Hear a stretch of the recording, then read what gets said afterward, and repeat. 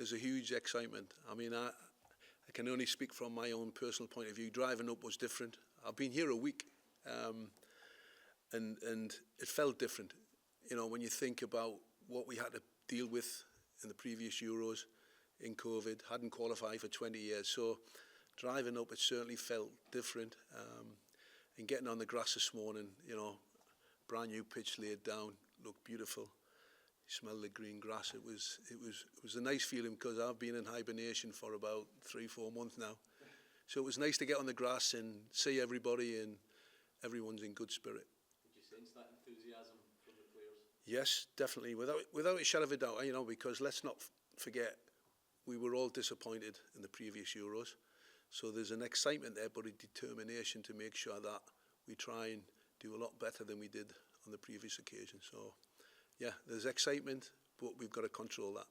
The players who were missing from training, like Scott McTominay, Ben Doak and others, are there fitness concerns over them, or have they just been given a bit longer? They're just getting a little bit more time. A couple of lads, Stuart Armstrong and Suter, they did a little bit of work when we finished.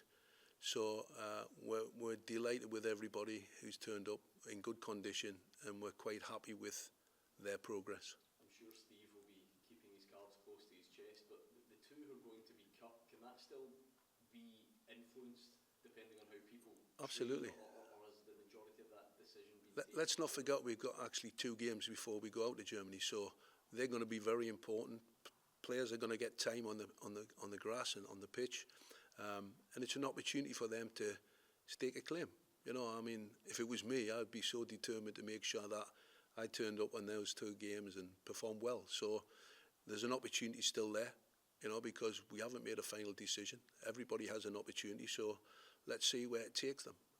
Is there a balance to be struck, John, between allowing the players to go all out to impress you guys and to put their seat in the plane, but then not to, you know, injure themselves, tire themselves out or whatnot? Is there a balance to be struck? I think there is, and I had to say it this morning. Just you know, enjoy what you're doing. Be careful. Don't do anything silly, because the last thing we need is losing any more players. You know, we've lost 3 or 4 top players for us, and we can't afford to lose any more. So we want Steve to have, and myself, because I'm involved in it, a difficult decision to have to leave 2 players out. So if that happens, it's because everybody else is fit and we've not picked up any more injuries. So it is a fine balance. You've obviously been in discussions with Steve a lot about the 28 and obviously the 26 that will come of it. What's been the last 3 or 4 months been for you?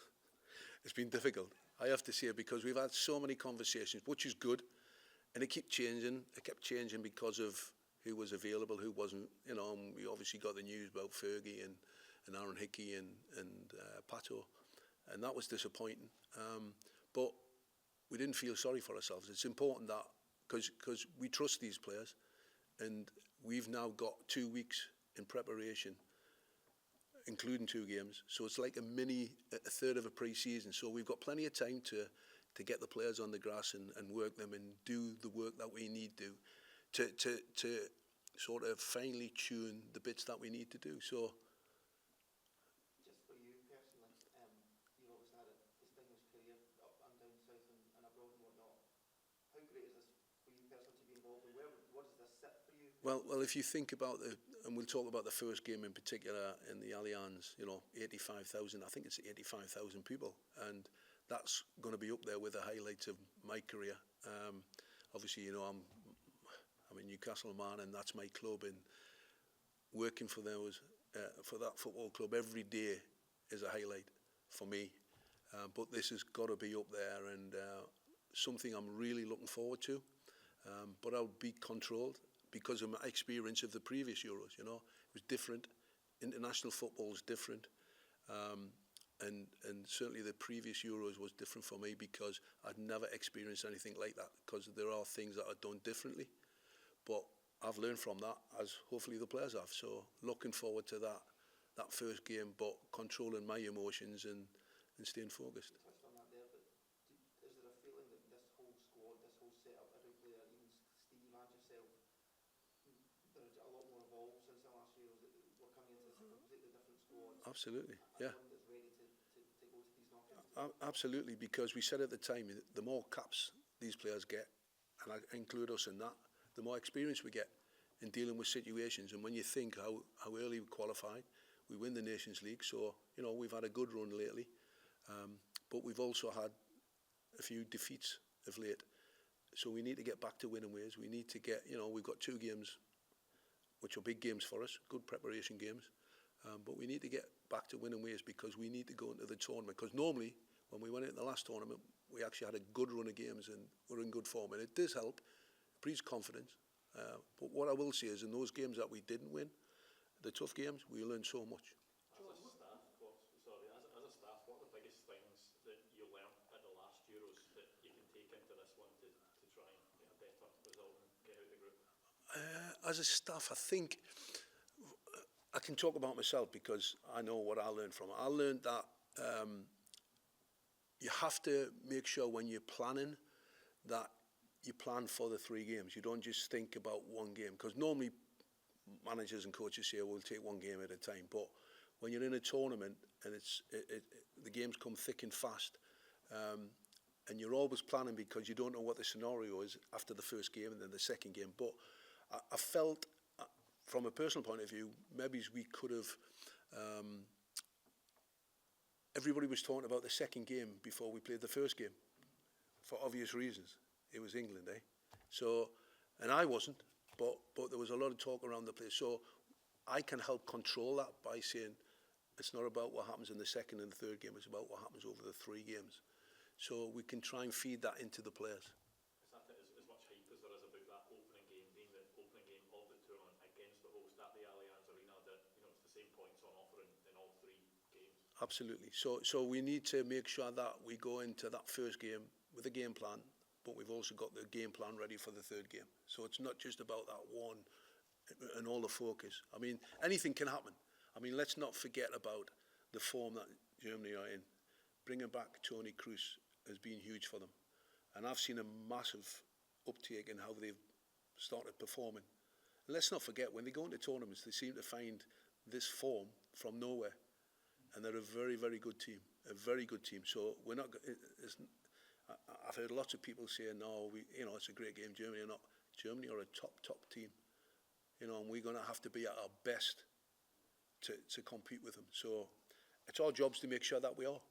You mentioned the fact that a lot of the players are a lot more experienced now, have a lot more caps now, but the fact that there are a couple of uncapped players in there, you look back to the last Euros and some of the younger players that came in and made an impact out of nowhere, realise it's exciting that Absolutely. Billy Gilmour was a great example of that. You know, he's a young lad, he came in and look where he is now. Fantastic. So we're hoping that 1 or 2 of the younger guys will do that. For example, Ben Doak, who nothing phases him. Obviously, he hasn't done any training today, but nothing phases him.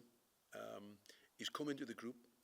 He's fitted into the group straight away, which is quite amazing, because I remember when I was a young lad and I went with the first team for the first time and I was petrified.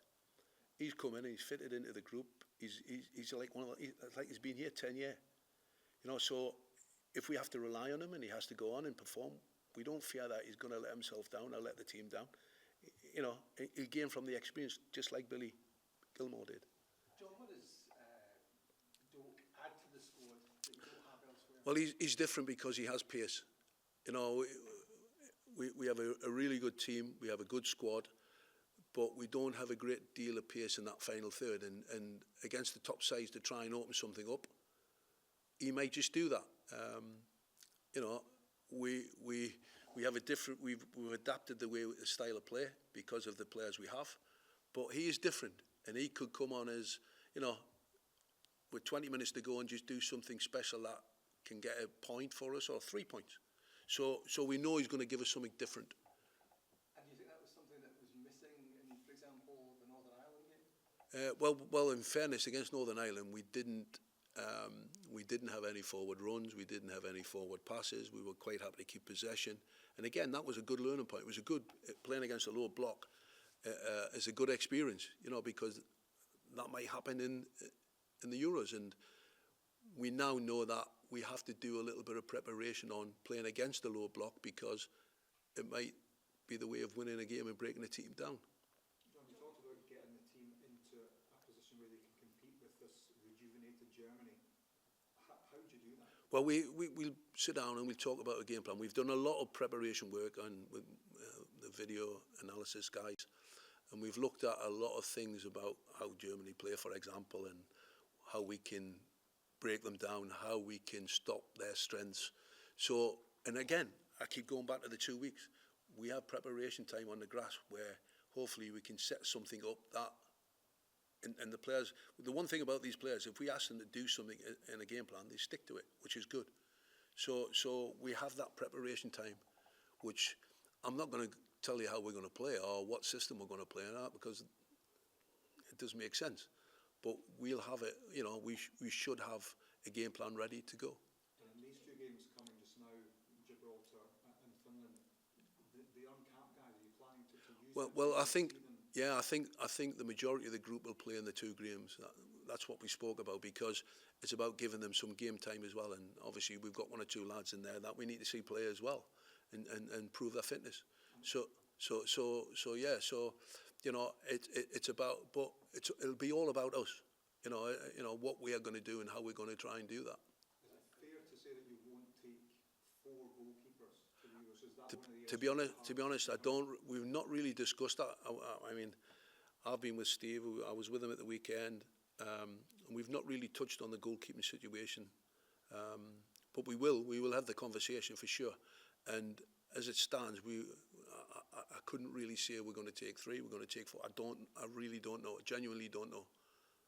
Can I just take you back to Ben? Like, how excited were you as a Scottish coach just at the start of this season and watching his emergence at Liverpool? It was great, because there's not just Ben, and I'm going to go off a little bit here, but I look at those under-21s I've seen a huge improvement in that under-21 team. We've got some good young players in there, but Ben in particular, you know, he was playing as a centre forward for the 21s. He was playing outside right, but coming on for Liverpool in that environment at Anfield with those fans was exciting, because we're always thinking, what is the next step? You know, and hopefully he's the next generation of players coming through, and he has something special because he has pace, and it's something I've already discussed, something that we don't have abundance of in the team.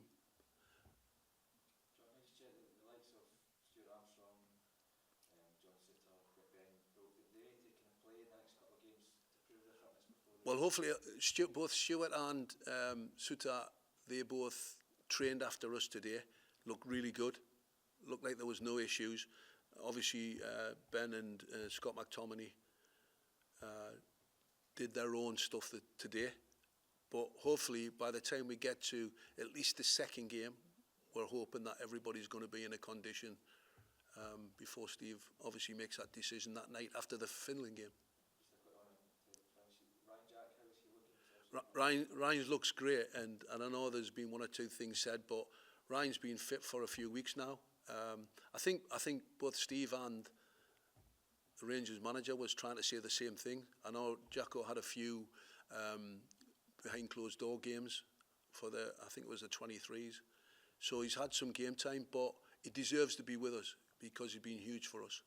And let's not forget, he missed out on the previous Euros because he got injured just before. So, you know, he deserves to be in the group. He looked good this morning, looked really good. So, quite happy. Thank you. Thanks. Cheers. Enjoy.